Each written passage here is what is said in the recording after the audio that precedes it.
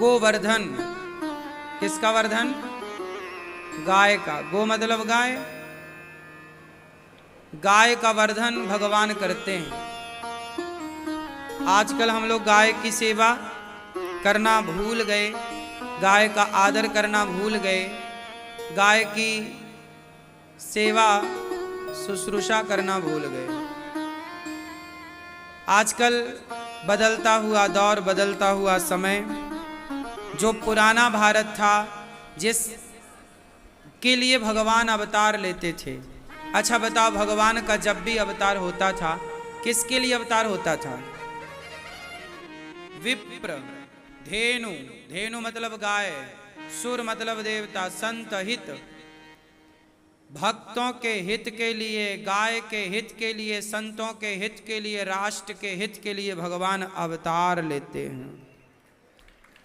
जब जब हो यह धर्म की हानि, बाढ़हि असुर अधम अभिमानी, तब तब धरि प्रभु विविध शरीरा, परित्राणाय साधूनां विनाशाय च दुष्कृतां, धर्म संस्थापनार्थाय संभवामि युगे युगे।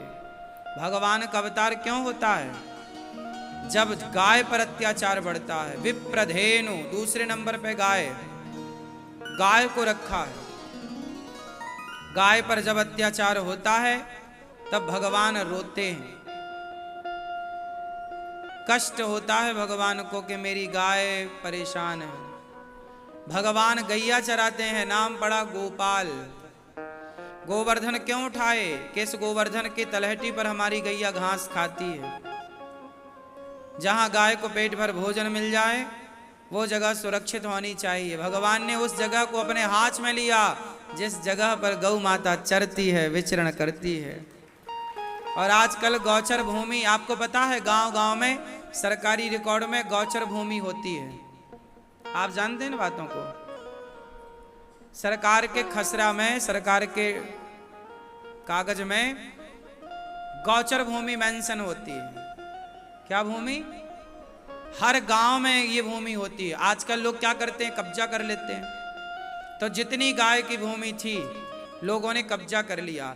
आज के 50 साल पहले तक आपने देखा होगा, मैंने तो अभी तक देखा है 20 साल पहले तक, 10 साल पहले तक हमारे गांव में भी पहले गायों के लिए बहुत जगह हुआ करती थी। ऊंची जगह है तो गाय की गौचर हो गई, नदी के किनारे का जो टिप्पा था वो गाय का।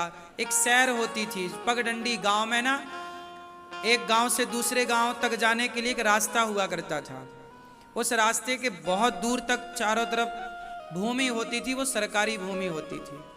तो अब किसानों ने क्या किया, जो सैर होती थी वो ना बगल के किसानों ने खोद खोद के पूरी जगह खत्म कर दी और गौचर भूमि पे कब्जा कर लिया। इसलिए तो अब गाय सड़कों में बैठने लग गई। जब गाय की बैठने की जगह ही आप छीन लोगे तो गाय तो सड़क पर बैठेगी। ट्रक वाला आता है, गाय पे धक्का मारता, हाथ पांव टूट जाते हैं, तड़प के मर जाती है। या कोई कसाई आता है, भर के ले जाता है, बूचड़ खानों में काट देता है। पहले पहले हर गांव में सरकारी रिकॉर्ड में गौचर भूमि थी। शास्त्र कहते हैं कि गौचर भूमि पे कब्जा करने वाले की पीढ़ी, सारी पीढ़ी नरकगामी हो जाती है कि पापी तूने गाय की भूमि पे कब्जा कर लिया। जो गाय की गौचर भूमि पर कब्जा करता है उसकी तमाम पीढ़ियां नरकगामी हो जाती हैं। इसलिए कभी गाय की भूमि पर कब्जा ना करना। गाय की भूमि होती है, पता है ना आपको, सरकारी रिकॉर्ड में गौचर भूमि के नाम से मेंशन है, हर जगह होती है। आप कितने लोग इस बात को जानते हैं कि गांव में गौचर भूमि हुआ करती थी, हुआ करती है? कितने लोग जानते हैं? है ना? पहले हर गांव में गौचर भूमि होती थी, अब सब कब्जा हो गई।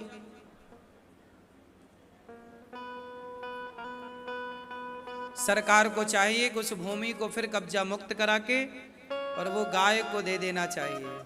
वहां गाय बैठे, वहां गाय खाए, उसी पे गाय रहे। फुटपाथ पे क्यों घूमे? अब गाय को चरने की जगह ही तो नहीं बची, कहां चरे, कहां जाए? इसलिए भगवान गौचर भूमि गोवर्धन पर्वत क्या था, वहां उस पर्वत पे गैया चरती थी। तो भगवान कहते हैं जिस पर गाय चरती उस भूमि को मैं अपने हाथ पर उठा रहा हूं कि देखो आप लोग भी उस भूमि को बचाए रखना। ये बचाने का मैसेज था कि उस भूमि को बचाए रखना।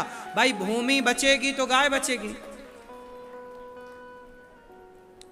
भूमि ही नहीं है गाय के लिए तो फिर गाय कौन रखेगा। गाय खरीदने के पहले तो ये व्यवस्था होती है ना कि चारा कहां से आएगा, भूसा कहां से आएगा। इसलिए भगवान तो गाय की सेवा करके नाम पड़ा गोपाल। क्या नाम पड़ा? गोपाल। मैं सबसे प्रार्थना करता हूं कि आप में से कोई यदि मेरी बात सुन रहा है और आपने भी गाय की भूमि पर कब्जा किया है तो गौचर भूमि पर कब्जा ना करिएगा, छोड़ दीजिएगा। क्योंकि उस भूमि पर यदि आपने कब्जा किया तो गौ माता के उस जो गाय मरती है सड़क पे तो उसका श्राप तो निकलता ही होगा ना। बद्दुआएं गाय भी बोलती होगी, बताओ हम बैठे हैं सड़क में, हमारी जगह पहले तो तुमने कब्जा कर ली और गाड़ी और चढ़ा देते हो गाय पे, तो गाय नाराज हो जाएगी, फिर बहुत नुकसान होगा। गाय जब कृपा हटा लेती है तो वंश बढ़ना भूल जाता है, अर्थात वंश नहीं बढ़ता, फिर नाना प्रकार की समस्याएं उत्पन्न होती हैं। इसलिए पहली रोटी गाय को निकालने का विधान है। किसी की कृपा हो ना हो, हम पर गौ माता की कृपा होनी चाहिए। भगवान राम के वंश में एक राजा हुए हैं दिलीप। क्या नाम था? राजा दिलीप के कोई संतान नहीं हो रही थी, बड़े परेशान भये। तब वशिष्ठ जी से कहा कि संतान नहीं हो रही, क्या करें? बोले आप पर गौ माता की कृपा नहीं है, आपने गाय का अपमान किया है, गाय का अनादर किया है दिलीप, इसलिए तुम्हारे वंश नहीं बढ़ रहा है, तुम्हारी संतान नहीं हो रही है। क्या करें महाराज? भगवान गुरुजी ने कहा ये नंदिनी है, नंदिनी नाम की गाय, बोले इसकी सेवा करो। जब नंदिनी नाम की गाय को वो राजा दिलीप, भगवान राम के पूर्वज, जब दिलीप राजा ने सेवा करी और सेवा करके गाय को प्रसन्न किया तो गौ माता ने आशीर्वाद दिया कि राजन अब तुम्हारे संतान होगी।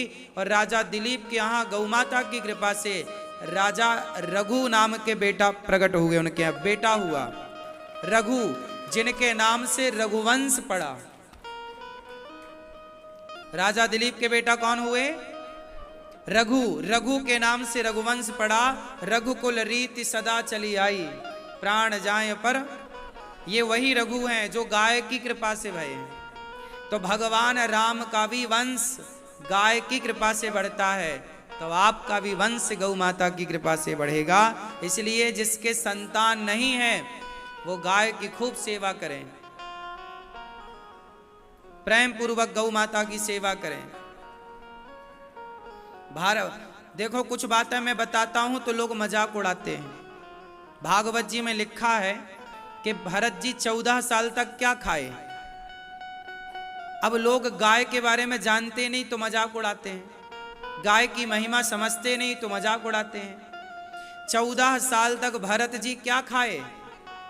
भागवत जी में लिखा है, नवमे स्कंध में भागवत जी में लिखा है कि भरत जी 14 साल तक गौ माता के गौमूत्र में जौ को पकाकर जौ का दलिया खाया।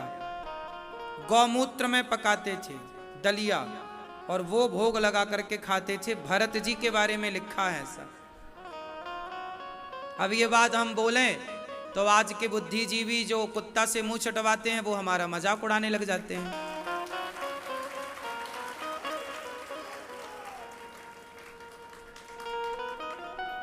अब लोगों को कैसे बताएं कि ये परंपरा रही है, गौमूत्र सामान्य नहीं है।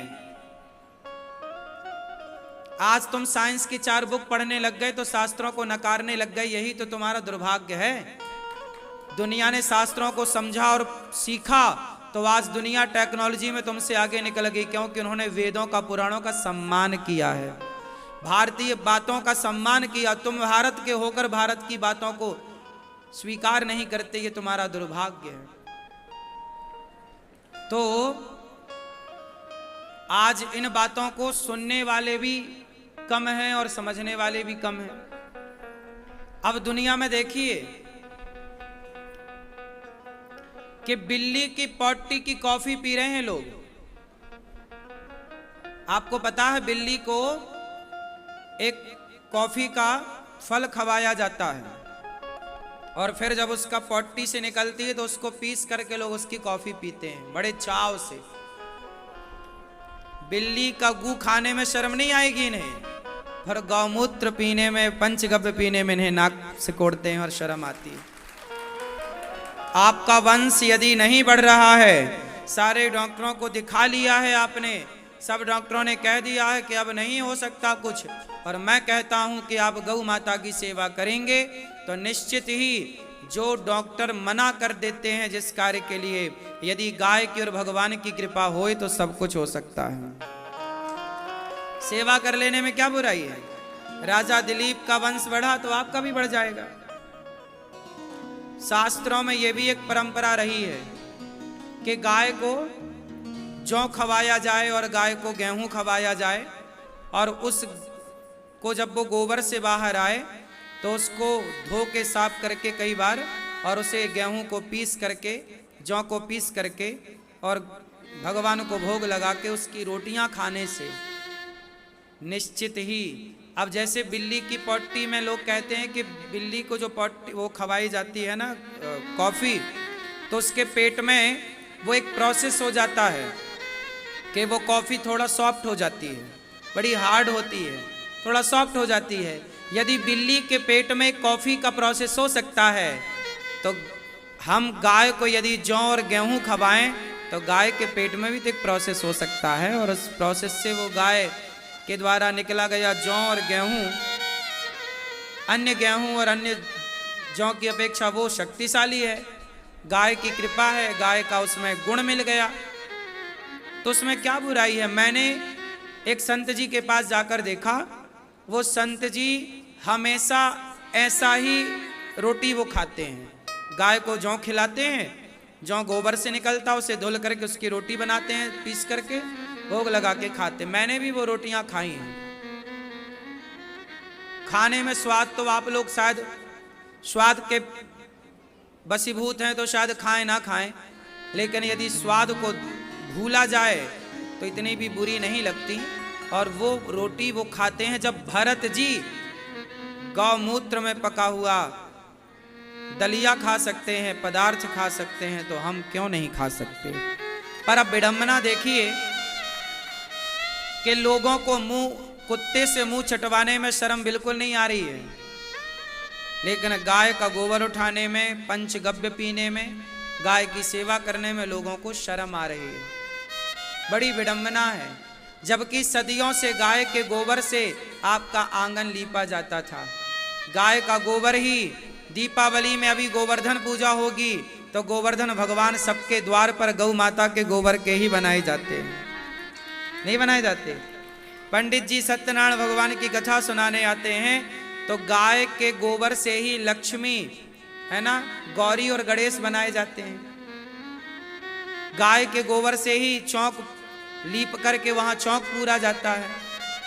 तो गाय के गोबर के बिना तो यहाँ भारत में संस्कृति, भारतीय हिंदू संस्कृति में तो गोबर के बिना कोई भी शुभ कार्य नहीं होता।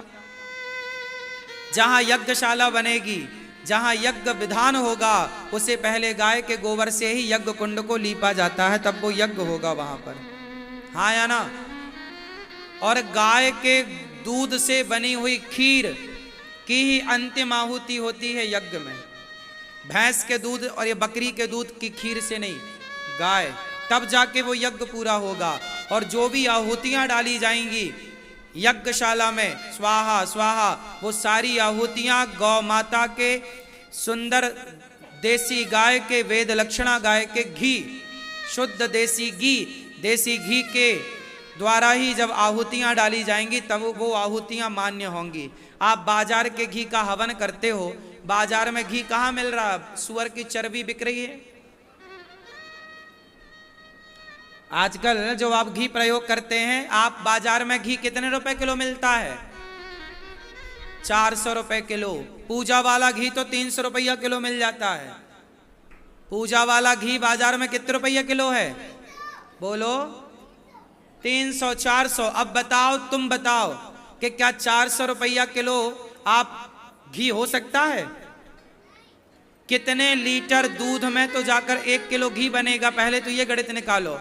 और 1 लीटर दूध आज 50 रुपए का है लगभग। क्या रेट है भाई? 1 लीटर दूध क्या भाव चल रहा है? 60 रुपए भी चल रहा है और 50 रुपए भी। मैं तो 50 भी जोड़ूं तो 50 रुपए के हिसाब से कम 15 से 20 लीटर दूध हो तब जाके 1 किलो घी निकलता है। उस हिसाब से देख लो तो भी ओरिजिनल घी 400 रुपए में आ ही नहीं सकता। उसकी कॉस्ट निकलेगी नहीं, उसकी लागत नहीं निकलेगी। तो बाजार में जो 400 रुपया किलो घी बिक रहा है पूजा के नाम पर, वो क्या है? वो जानवरों की चर्बी है। सुअर को उसके टुकड़े करके डाल दिए जाते हैं तो उसका पूरा तेल निकल आता है। वो तेल बिक रहा सीधा। अभी वो लड्डुओं में मिलावट हुई, आपने सुना होगा तिरुपति बालाजी में क्या मिला था? वही नकली घी मिला था। वो नकली घी सुअर से बनता है। नकली घी कहां से बनता है? असली घी तो गाय के दूध, दही और मक्खन से बनता है। नकली घी कहां से बनता है? सुअर की चर्बी। एक सुअर यदि 50 किलो का हुआ, 100 किलो, एक सुअर कितने किलो का होता होगा भाई? 50-100 किलो का होता होगा। तो उस एक सुअर से आप समझो कि यदि 50 किलो का हुआ तो 25 किलो उसकी निकाल दो मटेरियल, हड्डी वड्डी, फिर भी 25 किलो घी तैयार हो गया। तो एक सुअर में 25 किलो घी तैयार हो रहा है। 25 किलो घी अब देख लो कितने का है। और भी तैयार होता होगा, मैं तो एक लमसम अंदाजा बता रहा हूं। और बाजार में आप लोग धड़ल्ले से ले आते हो। आप बाजार में देखते हो पूजा की सुपारी अलग मिलती है, पूजा का घी अलग मिलता है, पूजा की शहद अलग मिलती है। क्या है ये? और तुम उसी से पूजा करते हो। भगवान की आराधना सुअर की चर्बी से करते हो। हे भगवान, तुम तो खुद सुअर खा रहे हो, भगवान को भी खवा रहे हो, तो तुम्हारा तो नाश ही होगा इस तरह। इसलिए आज किसी की पूजा अनुष्ठान सिद्ध नहीं होता। अब सोचो कि बड़े बड़े यज्ञ हो रहे हैं और उस यज्ञ में बाजार का घी प्रयोग हो रहा है, तो वो यज्ञ में सुअर ही तो चढ़ाया जा रहा है। इसलिए बाजार के घी का बिल्कुल प्रयोग बंद कर दो। घर पे ही बनाओ। गैया घर में रखो और गाय का शुद्ध दूध घी प्रयोग करो और बच्चों को स्वस्थ रखो। पहले के लोग बड़े समझदार थे कि गैया पालते थे कि दूध घी मस्त मिलेगा। आजकल के लोग अपने आप को कहते हैं समझदार, पर पालते हैं कुत्ता। कुत्ता थोड़ी दूध दे देगा कि कुतिया दे देगी दूध।